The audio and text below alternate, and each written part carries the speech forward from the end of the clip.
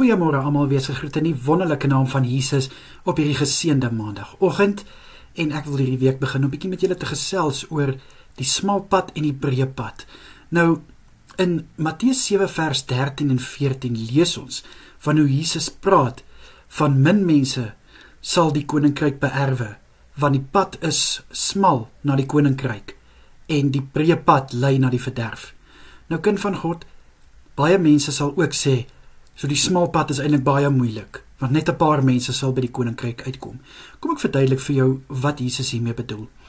As Jesus sê dat die pad is smal, die pad is so gemaak dat jy al jou geloof en al jou vertroue op God moet sit, wanneer jy op hierdie pad loop.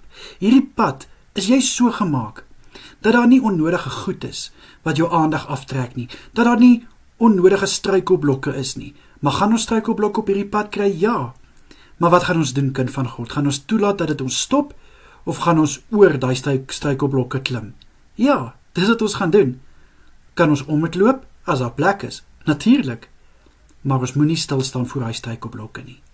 Want jy sien, kind van God, die een wat volhard op hierdie pad, kan ek jou verseker, gaan jy by die ewige lewe uitkom. Is dit moeilik om hierdie pad te loop? Ja, dit is. Want daar is soveel aanslag wat 'n kind van God ervaar. Kan jy dit oorkom? Natuurlik kan jy, want jy's 'n kind van God. Jy kry die krag van bo. Jy is 'n oorwinnaar in Jesus Christus. Jy is tot alles in staat deur Christus wat jou krag gee. Bly net op hierdie smal pad. Moenie toelaat dat die vyand of die wêreld se stemme vir jou mislei om van hierdie pad af te beweeg nie. Want die breë pad, hoekom is die breë pad maklik? Daar's plek vir almal. En dis oop en wyd. Almal kan hom loop. En gaan daar struikelblokke wees? Ja, natuurlik, daar's oral struikelblokke. Maar jy kan so wyd om dit loop en die breë pad is net so gemaklik. Maar kind van God, lei dit ons na die ewige lewe? Ongelukkig nie. Dit doen nie. So, kinders van God verduur soms ongemak. Want hulle het iets wat die wêreld nie het nie. Daar's iets in hulle wat hulle anders maak op hierdie smal pad as die wat op die breë pad is. Die wat op die breë pad is kan sê, maar julle het dit moeilik, want kyk hoe lekker beweeg ons op hierdie breë pad en so gaan ons aan.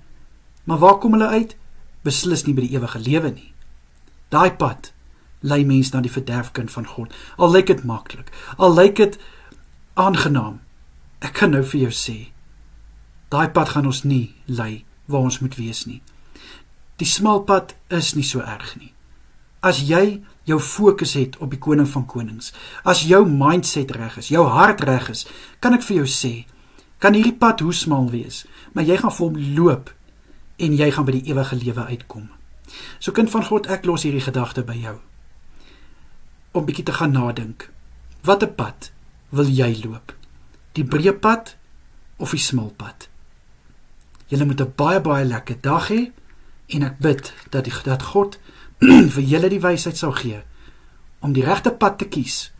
En as jy op die breë pad is, dat jy na die smal pad toe sal beweeg.